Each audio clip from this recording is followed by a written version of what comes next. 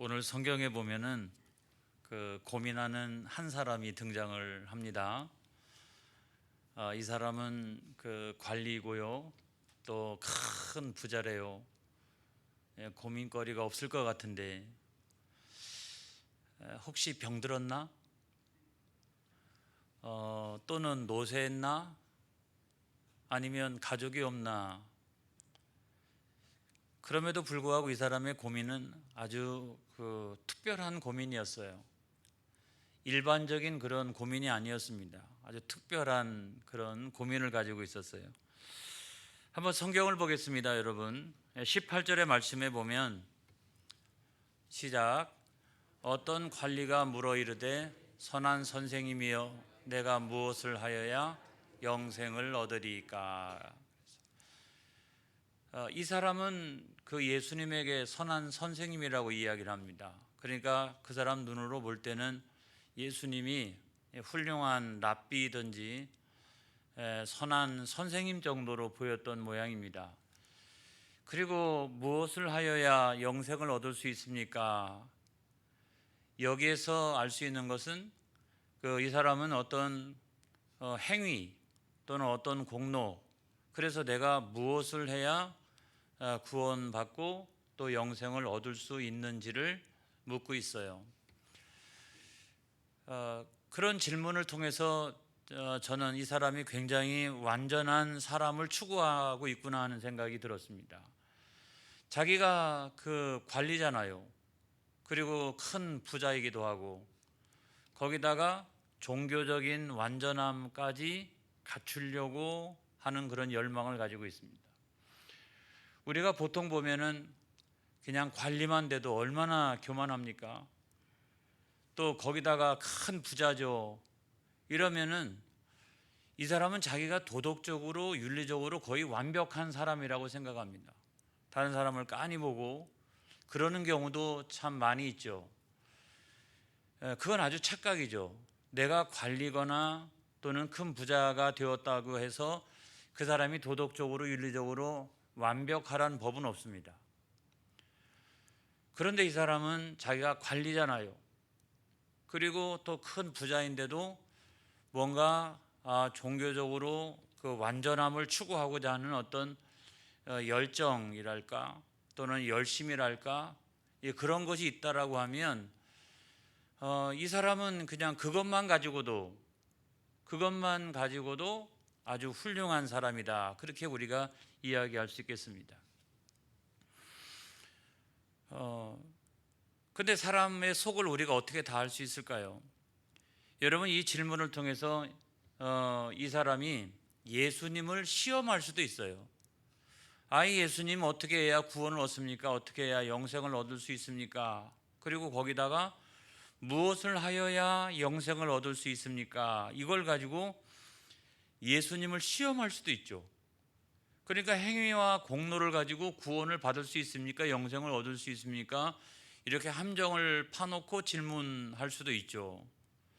또 아니면 자기가 의뢰의 율법을 다 지켰기 때문에, 웬만한 율법은 다 지키고 있었기 때문에 예수님 앞에서 예수님이 자기 의를 아나 모르나 이거를 자기 의를 자랑하고 싶어하는 그런 마음도 아마 그 속에 있었을 거라고 생각합니다. 이거를 우리가 어떻게 다 알 수 있겠어요? 사람의 속마음을 우리가 어떻게 다 알 수 있겠어요? 그래서 드러난 것만 보면 된다, 그거를 왜곡해서 보지만 않아도 감사하다, 이런 생각이 드는 거예요. 그런데 우리는 참 왜곡해서 보는 경우가 굉장히 많이 있어요. 그런데 예수님께서는 우리 심령과 골수를 쪼개고도 남는 하나님이신 줄로 믿습니다. 이 사람이 이런 질문을 가지고 나오니까 예수님께서 뭐라고 말씀하셨냐면 19절과 20절에 있는 말씀에 보면 시작. 예수께서 이르시되 내가 어찌하여 나를 선하다 일컫느냐? 하나님 한 분 외에는 선한 이가 없느니라. 내게 계명을 안 하니 간음하지 말라, 살인하지 말라, 도둑질하지 말라, 거짓 증언하지 말라, 내 부모를 공경하라 하였느니라 그랬어요. 그래서 이 말씀을 통해서 내가 어찌 나를 선하다고 하느냐, 선하신 분은 하나님 한 분밖에 없느니라, 이렇게 말씀하세요. 왜 나한테 선한 선생님이라고 하느냐는 거예요. 여러분, 예수님은 성자 하나님 자신이기 때문에 예수님은 죄와 허물이 없으세요. 이거를 부정하는 게 아니라 그 사람의 입장에서 내 눈으로 볼 때, 야, 세상에서 훌륭한 랍비, 세상에서 선한 선생님이면, 야, 이런 사람들은 그냥 영생을 얻을 수 있겠구나, 이렇게 착각을 하고 있다는 거죠. 그래서 선한 사람은 이 땅에 없어. 하나님 한 분 외에는 다 죄인이야. 우리가 다 죄인이야. 이거를 역설적으로 이야기해 주고 있는 거예요. 너 나한테 선한 선생님이라고 하지 마라. 선하신 분은 하나님 한 분밖에 없어. 우리는 다 그냥 죄인이야. 우리는 다 죄인이야. 그런 웬만한 자기 의 갖고 자랑하지도 마라. 우리는 다 죄인이야. 이거를 예수님께서 말씀하시는 거죠.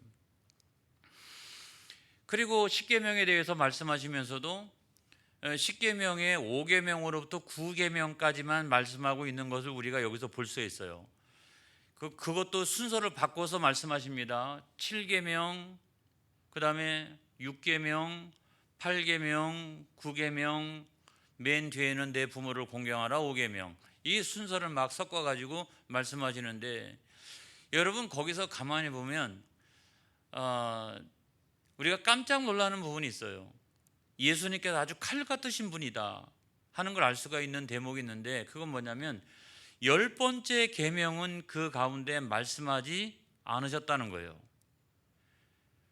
어쨌거나 아무튼 너는 십계명 다 잘 지켰어? 너는 율법 다 잘 지켰어? 너 그렇게 자신 있게 이야기할 수 있어? 그렇게 예수님께서 말씀하시고 있는 거예요. 그거는 여러분, 우리가 십계명을 더 넓게 보면 여러 가지 율법으로 다 해석할 수 있잖아요. 그래서 율법에서 우리에게 하라라고 하는 계명은 248개 정도 됩니다. 그리고 하지 마라라고 하는 건 365개 정도 됩니다. 합치면 613개 정도 되는데, 실제적으로 보면 나중에 계속 율법을 추가 해가지고 613개가 훨씬 넘는다는 거예요. 그런데 그런 613개의 잣대를 가지고 딱 갖다가 들이대면 모든 사람이 그 율법의 잣대에 의하여 다 죄가 있는 사람이지, 선하다고 이야기할 수 있는 사람은 한 사람도 없다는 거죠. 그래서 율법이라고 하는 것은 우리의 죄를 드러나게 해서 우리로 하여금 예수님 앞으로 나아갈 수밖에 없도록 하는 것이 율법이 가지고 있는 기능이잖아요. 그러니까 너 말이야, 십계명 다 지켰어? 그 다음에 너 율법 다 지켰어? 그걸 다 지켰다라고 하면 너는 그럼 선한 사람이야. 너는 의인이야. 하지만은 이 세상에서 그거를 613개를 완벽하게 다 지키는 사람은 없어. 의인은 없나니 하나도 없어. 그래서 모든 사람들은 다 어떻게 해요? 주님 앞으로 나아갈 수밖에 없는 그런 존재라고 하는 것을 이야기하고 있는 거죠. 여러분, 이 진리를 이야기하고 있는 거예요. 여러분, 율법은 우리로 하여금 죄인이라고 하는 사실을 깨달아 알고 예수님 앞으로 나아가도록 인도하는 것이 율법인 줄로 믿습니다. 할렐루야. 그게 율법의 정의잖아요. 그렇게 질문했는데 이 사람이 뭐라고 얘기해요? 자기는요, 어렸을 때부터 다 지켰대요. 그러니까 예수님께서 분명히 지금 너 그거 그러면 다 지켜라, 너 그걸 알고 있느냐, 다 지켜라 이랬는데, 이 사람이 하는 말이 나는 어려서부터 그거 다 잘 지켰다고 이야기하는 거예요. 여러분, 21절에 있는 말씀을 보겠습니다. 시작. 여짜오되 이것은 내가 어려서부터 다 지켰나이다. 어휴, 이것은 어려서부터 지금까지잖아요. 내가 태어날 때부터 지금까지, 다시 말하면 나는 평생에, 이런 말이죠. 나는 평생에 다 지켰나이다. 율법의 613개 조에 해당하는 그거를 다 지킨 사람은 없어요, 여러분. 그러니까 이 말은 무슨 얘기냐면, 나는 평생에 죄를 지어본 적이 없습니다. 이런 말이에요. 이거 엄청나게 무서운 말입니다, 여러분. 엄청나게 무서운 말이에요. 여러분, 우리가 이 이야기를 했다는 것 자체만 가지고도 우리는 죄인입니다. 어느 누가 평생에 죄를 한 번도 안 짓고 허물도 하나도 없이 지금까지 성장한 사람이 어디 있겠어요? 이런 사람은 단 한 사람도 없는 거죠. 단 한 사람도 없어요. 그래서 모든 사람들은 다 죄인이라는 거예요. 그래서 유일하게 딱 한 분이 계시는데 그분은 예수님이에요. 죄가 없으신 분은 예수님이에요. 그러니까 예수님이든지 거짓말쟁이든 둘 중에 하나예요. 그러니까 우리가 이런 말을 함부로 해서는 결코 안 되는 거예요. 나는 평생 어려서부터 지금까지 죄를 한 번도 져본 적이 없다. 이런 말을 함부로 하면 우리는 엄청나게 큰 죄를 저지르는 것과 마찬가지라는 거예요. 우리가 어떻게 감히 예수님 반열에 이를 수 있겠어요? 그건 불가능한 거죠. 예수님은 아주 칼 같으신 분이에요, 여러분. 그래서 여러분 22절에 보면 자, 그거를 그래도 다 지켰다고 하니까 사실은 지켰어요, 안 지켰어요? 그거를 다 지킬 수가 없어요. 근데 그럼에도 불구하고 이 부자 관리가 나는 그래도 그거 어렸을 때부터 다 지켰습니다. 그렇게 이야기하니까 여러분, 예수님을 간단히 보면 안 돼요. 예수님 아주 칼 같으신 분이에요. 그러니까 22절에 보면 예수님께서 이렇게 말씀하시는 거예요. 시작. 예수께서 이 말을 들으시고 이르시되 내게 아직도 한 가지 부족한 것이 있으니 내게 있는 것을 다 팔아 가난한 자들에게 나눠주라.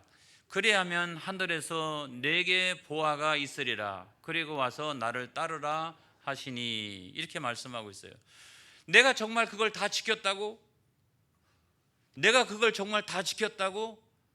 너 한 가지 부족한 것이 있어. 내가 그 한 가지 지적해 볼까? 라고 하면서 아까 말씀하지 않으셨던 그 10계명 가운데 10번째 계명을 들이대시는 거예요. 내 이웃의 집을 탐하지 말라. 내 이웃의 물건을 탐하지 말라. 탐욕과 그 욕심, 그 탐욕과 욕심을 끄집어내서 내게 한 가지 부족한 것이 있나니 라고 하면서 그거를 끄집어내 가지고 이야기하는 거예요. 너 이거 다 지켰어? 하면 너 이렇게 해볼 수 있어? 그러면 네가 탐욕과 욕심이 아니라고 하면 너가 가지고 있는 걸 다 팔아가지고 가난한 자들에게 몽땅 주고 너 나를 쫓아올 수 있어? 너 나를 쫓아올 수 있다고 자신 있게 말할 수 있어? 라고 했더니 그제 가서야 이 사람이 답변을 못하는 거예요. 더 이상 아무런 얘기를 하지 못하는 거예요, 여러분. 여러분, 오늘날 우리들에게 마찬가지예요, 여러분. 우리가 내가 꼭 쥐고 있는 거, 내가 결코 놓지 아니하리라 라고 하는 것, 여러분, 그런 것들이 우리 가운데 한두 가지 다 있어요. 한두 가지씩. 그런데 이것 때문에 이거를 내려놓고 내가 전심으로 전생애를 기울여서 너 예수님을 쫓을 수 있어? 라고 이야기하면 우리는 시험에 들든지 도망치든지. 여러분, 오늘날도 마찬가지입니다. 지금 이 자리에 있는 우리 자신들도 다 마찬가지예요. 내가 정말 이것만큼은 내가 꼭 움켜쥐고 있는 것들이 있거든요. 그거는 재물일 수 있고, 그건 명예일 수 있고, 그건 뭐 있고, 그거 하나 딱 건드려보면 나 시험 든다고 그럽니다. 그거 절대로 못 건드리게 만드는 것들이 있다고요. 그래서 너는 전 생애를 기울여서 그걸 다 내려놓고 너 나를 쫓아올 수 있어? 그렇게 말씀하실 때 거기에 대해서 내가 아멘 할 수 있어야 사실은 참다운 믿음의 소유자라고 우리가 자신 있게 이야기할 수 있는 거예요. 그런데 이 부자는 다른 건 다 지켰습니다. 그리고 몽땅거려 가지고 내가 다 지켰습니다 그러는데 예수님이 그 가운데서 한 가지만 꺼집어내셔서 지금 말씀하셔도 거기에서 지금 대답을 못하고 있잖아요. 그런데 예수님이 만약에 613가지 중에서 몇 가지만 끄집어내도 이 사람은 말하지 못할 것이 굉장히 많을 거예요. 그런데도 불구하고 내가 다 지켰나이다 라고 하면서 자기 의의를 드러내고 자랑하고 그렇게 하려고 했잖아요. 그래서 여러분, 그래서 중요한 건 어떤 거냐면 우리가 전심을 기울여서 우리가 예수님께로 나아갈 수 있는, 내가 정말 움켜쥐고 있는 그거를 내려놓고서 예수님께 나아갈 수 있는 믿음을 가지고 있어야 그거를 참다운 믿음이라고 이야기할 수 있다는 거죠. 그거 여러분 진리인 줄로 믿습니다. 제가 찾다가 못 찾은 게 하나 있었는데, 그렇기 때문에 이 사람은요, 그렇기 때문에 이 사람은 구원의 문턱에서, 영생의 문턱에서 이 사람은 예수님을 떠나가게 됩니다. 여러분 23절에 있는 말씀 한번 보겠어요. 23절에 있는 말씀. 자, 시작. 그 사람이 큰 부자이므로 이 말씀을 듣고 심히 근심하더라. 이렇기 때문에 이 사람은 큰 부자가 되었던 이 재물은 절대로 내려놓을 수 없는 거예요. 너 이거 다 내려놓고 나를 쫓을 수 있어? 라고 하니까 입을 봉해버리잖아요. 그리고 그때부터 근심하기 시작하면서 예수님의 곁을 떠나갔습니다. 여러분, 우리가 예수 그리스도를 참되게 믿어야 구원을 받는 거예요. 이걸 믿으시기 바랍니다. 우리가 다른 것 갖고 구원받는 거 아니에요. 그래서 우리가 예수님을 향하여 나는 다른 그 어떤 것보다, 나에게 재물도 있고 건강도 소중하고 자녀도 소중하지만 그것보다 그래도 제일 귀하신 분은 예수님이십니다. 내가 그 사실을 인정합니다. 내 안에 오셔서 나의 주인이 돼 주시옵소서. 그것이 우리가 예수님을 영접하는 거예요. 나머지 것들 다 필요 없다 이런 말이 아니고, 예수님을 그 중에서 가장 그 주인의 자리에 예수님을 모실 수 있는 믿음이라야 그 믿음이 참된 믿음이라고 하는 거예요. 19세기 초에 그 와츠라고 하는 사람이 있어요. 근데 제가 이 사람의 그림을 예전에 한번 본 적이 있는데 지금 다시 기억을 더듬어 가지고 이렇게 찾아보려고 하는데 도무지 찾을 수가 없어요. 이 사람이 그린 그림 가운데 여러 가지 그 성화와 성경과 관련된 그림들이 많은데, 그 가운데 하나가 이 부자 관리에 대한 그림이 있어요. 그림이 있는데 그 그림은 그 사람의 얼굴을 보여준 것도 아니고 옆모습을 보여주는 것도 아니에요. 뒷모습을 보여줘요. 예수님 곁을 떠나가는, 한없이 근심하며 낙심하며 힘이 쭉 빠진 상태로 예수님의 곁을 떠나가는 이 부자 관리의 모습을 우리들에게 보여주고 있습니다. 여러분, 오늘날 우리들에게 한 가지 부족한 것이 있다라고 하면 다른 것이 부족하겠어요? 여러분, 교회 와서 예배도 잘 드리지, 헌금 생활도 하지, 또 전도하라고 그러면 나가서 전도하지, 봉사하라고 그러면 더 열심히 와서 봉사하지, 뭐가 부족해요? 제가 봐도 부족한 게 없어요. 그런데 우리에게도 한 가지 부족한 것이 있는데 뭐냐면, 내가 전 생애를 기울여서 나를 쫓을 수 있느냐. 우리가 여기에서 답변하지 못하는 영역들이 있다고요. 여러분, 그것이 우리의 한 가지 부족한 측면이에요. 우리에게는 다 그와 같은 한 가지 부족한 부분들이 있어요. 여러분, 그거를 우리가 발견하고 깨닫는 저와 여러분이 되어지기를 바랍니다. 그래서 우리가 참된 신앙에, 그 참된 신앙을 입증할 수 있는 저와 여러분이 되어질 수 있기를 축복합니다. 할렐루야. 그래서 생각해 보면 다 있잖아요. 나한테 걸려 넘어질 법한 것들이 우리에게 많이 있잖아요. 그 다음에 두 번째로, 교회가 한 가지 부족한 것도 있죠. 교회가.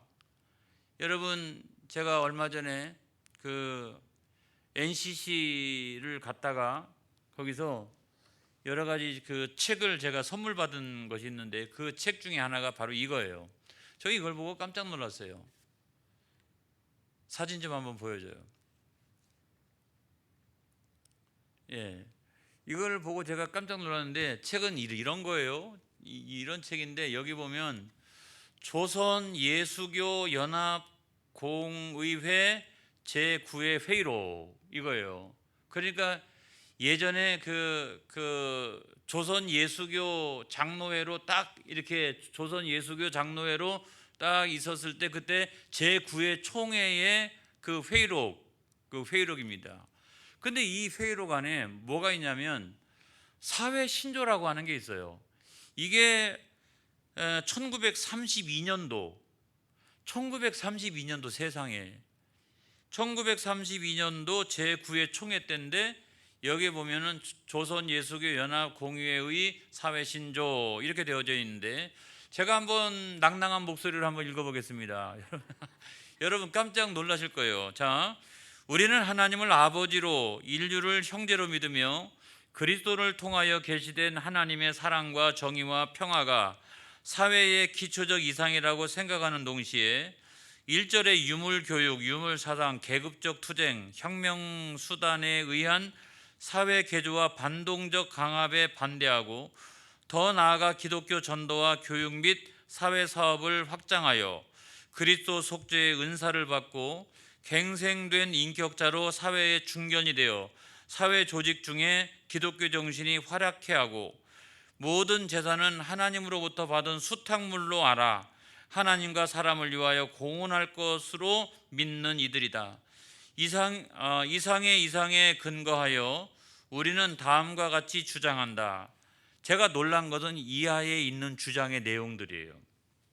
뭐냐면 1번이 인류의 권리와 기회 균등, 2번이 인류 및 민족의 무차별 대우, 이 차별이 있으면 안 된다는 거죠. 3번이 혼인의 신성함과 정조의 남녀 동등 책임, 4번이 아동의 인격 존중과 소년 노동의 금지, 5번이 여자의 교육 및 지위 개선, 6번이 공창 제도의 폐지 및 금주 촉진, 7번이 노동자 교육 및 노동시간 축소, 8번이 생산 및 소비에 관한 협동조합의 장려, 9번이 용인, 피용인, 그러니까 사용주와 노동자 얘기하는 거예요. 간의 협동조합 기관의 설치, 소득세 및 상속세의 고율적 누진법 제정, 최저임금법, 소작법, 사회보건법 제정, 최저임금제 이때부터 얘기했어요.